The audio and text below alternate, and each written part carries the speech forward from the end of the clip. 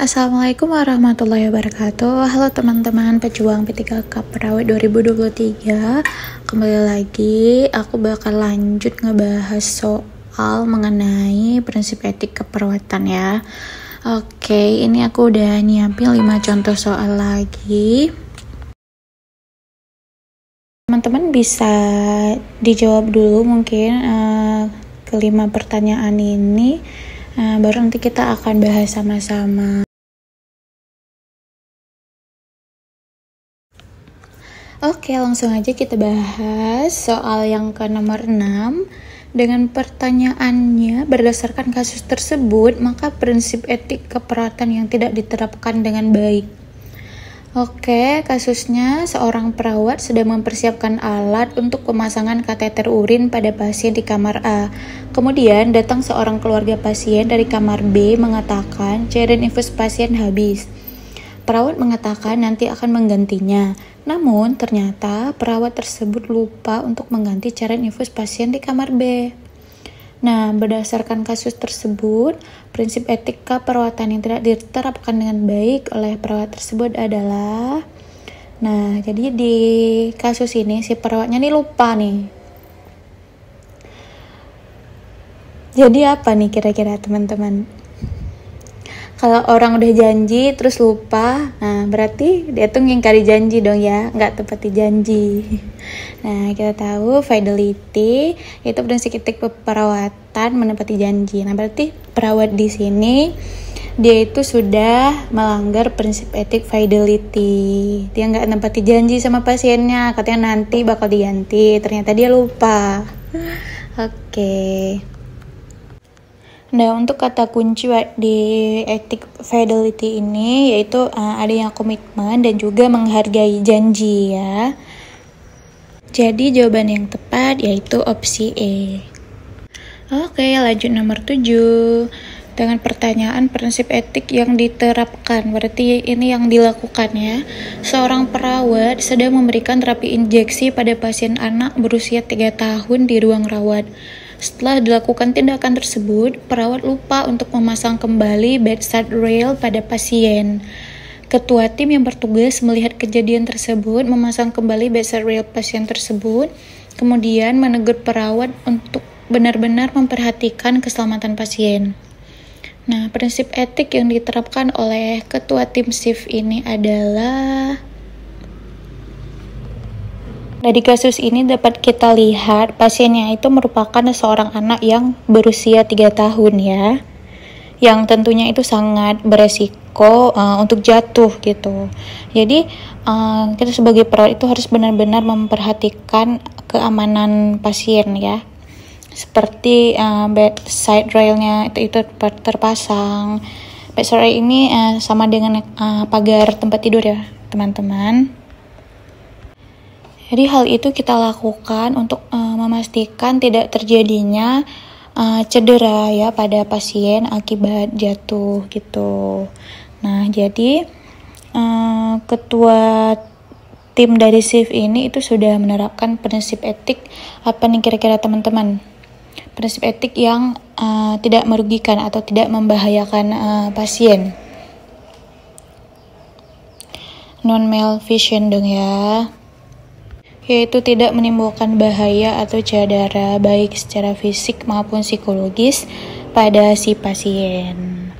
Nah, untuk kata kunci dari prinsip etik non-malfeasance ini yaitu ketika kita tidak benar-benar memperhatikan dengan baik, itu akan memberikan dampak efek yang merugikan ya, yang berbahaya ataupun menimbulkan cedera pada pasien.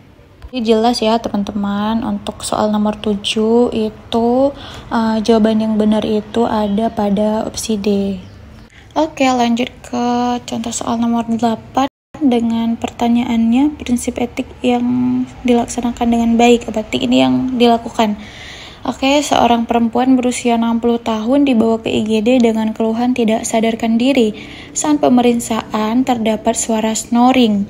Dokter memberikan advice dilakukan pemasangan oropharyngeal tube atau OPA Kemudian perawat segera melakukan pemasangan OPA pada pasien untuk pembebasan jalan napas akibat lidah jatuh ke belakang.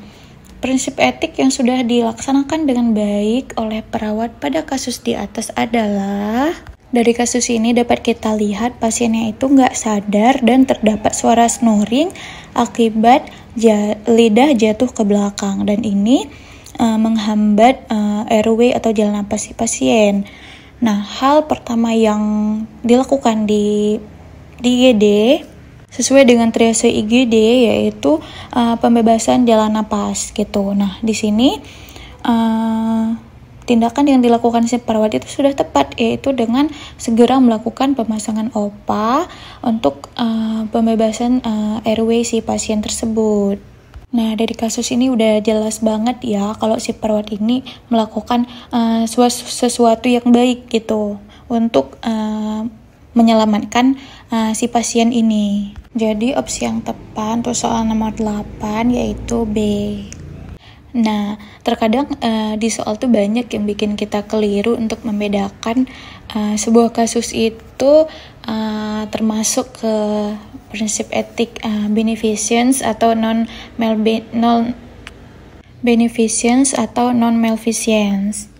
Jadi notes yang perlu kita ingat, kalau beneficent itu kan dia bermanfaat ya.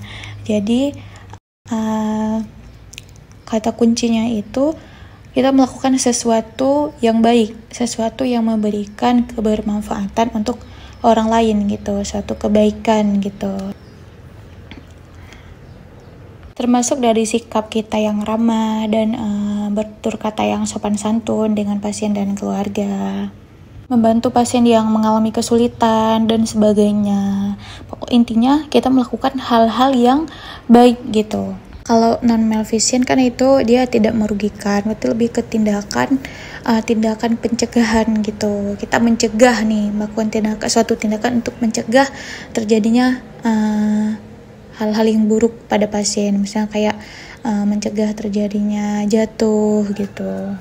Semoga teman-teman udah bisa ya ngebedain dua prinsip etik ini, beneficence dan non-maleficence.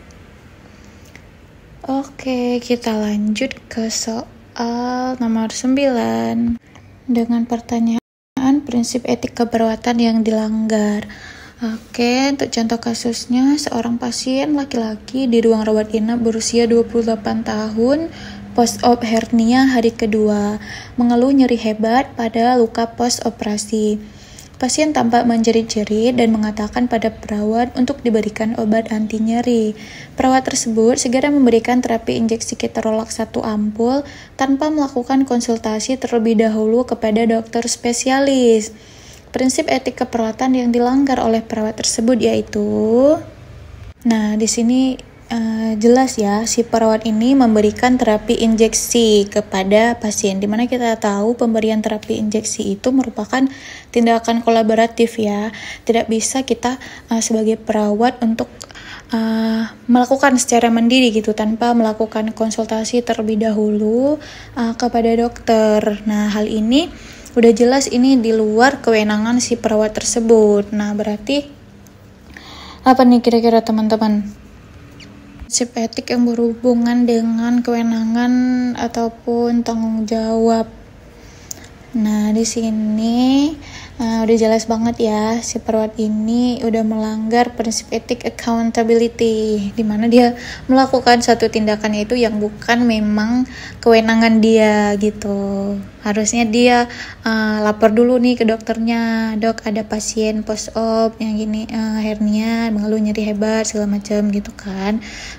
Kalau udah ada advice dari dokternya untuk diberikan terapi injeksi segala macam, baru diberikan. Jadi kita sebagai perawat itu harus kayak benar-benar memperhatikan mana tindakan mandiri yang boleh kita lakukan, mana tindakan kolaboratif yang memang perlu konsultasi terlebih dahulu gitu. Nah, untuk kata kunci yang perlu diingat dari prinsip etik accountability ini yaitu lebih ke kewenangan seseorang, tanggung jawab ataupun standar operasional prosedur gitu ya. Misalnya ada perawat yang melakukan tindakan yang tidak sesuai SOP gitu. Nah, itu juga udah melanggar prinsip etik accountability. Jadi jelas ya, nomor 9 itu jawaban yang tepat itu yaitu B. Oke, kita lanjut ke soal yang terakhir, nomor 10. Dengan pertanyaan, dilema etik yang sedang dialami perawat adalah. Nah, jadi perawat itu kita nggak cuma dilema soal kehidupan ya. Tapi tentu kita bisa dilema etik juga nih dalam menghadapi pasien gitu di rumah sakit ataupun di vaskes lainnya. Oke, kita baca kasusnya. Seorang perempuan berusia 31 tahun mengalami kecelakaan dan koma. Pasien dirawat di ruang ICU selama 2 minggu rawatan. Namun, pasien tidak mengalami kemajuan dan didiagnosa mati batang otak. Keluarga memutuskan untuk menghentikan pengobatan karena kehidupan pasien sepenuhnya didukung oleh supporting device ya, oleh alat kayak bantuan pernapasan. Kemudian perawat bimbang dan berusaha agar pasien tetap dirawat. Namun, juga perawatnya harus mengikuti dan menghargai keputusan keluarga. Nah, jadi dilema etik yang sedang dialami perawat adalah dari kasus ini si keluarganya tuh pengen pasiennya itu dipulangkan aja. Sedangkan perawat di sini berusaha untuk mempertahankan si pasien gitu kan, kasihan gitu kalau dibawa pulang gitu. Nanti kalau dibawa pulang tentu di rumah si pasien ini nggak mendapatkan apa-apa gitu, sedangkan dia di ICU aja dia tuh sepenuhnya itu dibantu oleh alat-alat penunjang kehidupan gitu. Dan di satu sisi si perawat ini nggak bisa juga untuk kayak menahan si keluarga ini, karena kita harus menghargai apapun keputusan dari pasien ataupun keluarga. Nah, jadi apa nih kira-kira teman-teman dilema etik yang sedang dialami si perawat tersebut? Dia mau mempertahankan pasiennya gitu, biar pasiennya tetap diteruskan supporting device-nya.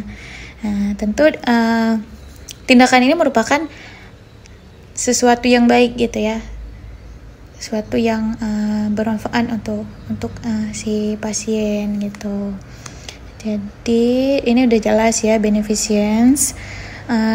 Kemudian si perawat harus menghargai keputusan keluarga. Ini udah jelas juga prinsip otonomi. Nah, di sini dilema etik yang sedang digalaukan oleh si perawat ini yaitu dia galau, dia bimbang itu antara harus menerapkan prinsip etik beneficence atau otonomi. Beneficence dengan mempertahankan si pasien gitu untuk tetap lanjut dirawat, dan otonomi itu dengan menghargai apapun keputusan dari keluarga. Nah, sekian pembahasan soal FR P3 keperawat tentang prinsip etik dalam keperawatan. Jadi kita udah bahas ke-8 prinsip etik ya.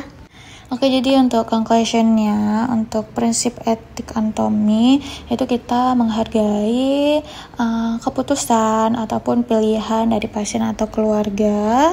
Kemudian non-maleficent yaitu melakukan tindakan pencegahan atau tindakan yang tidak akan berdampak pada bahaya atau kerugian ataupun cedera yang dialami oleh pasien. Beneficence yaitu melakukan hal-hal yang baik, hal-hal yang bermanfaat. Justice yaitu adil, tidak membeda-bedakan satu dengan yang lainnya, tidak memandang satu sosial, agama, ras, suku, segala macam, tapi memperlakukan pasien sama dan memprioritaskan sesuai dengan kebutuhan dan prioritas masing-masing pasien. Kemudian fidelity yaitu komitmen dan menepati janji. Jadi kalau udah berjanji tolong ya ditepati. Kemudian veracity yaitu kejujuran, dimana kita menyampaikan informasi yang benar, tepat, akurat, komprehensif sampai si pasien atau keluarga benar-benar paham apa yang kita sampaikan gitu.